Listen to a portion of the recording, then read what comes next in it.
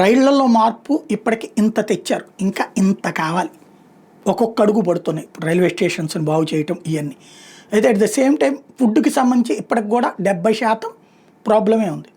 తింటున్నాం కానీ తప్పట్లా.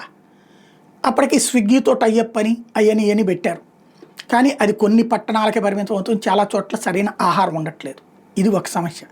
అయితే డబ్బులకు సంబంధించి కూడా క్యాష్ పెట్టుకుని వెళ్తేనేమో దొంగతనాలు జరుగుతున్నాయి రైళ్లలో, అలాగని పట్టుకెళ్ళకపోతేనేమో చేతిలో క్యాష్ లేకపోతే ఇబ్బంది అవుతుంది.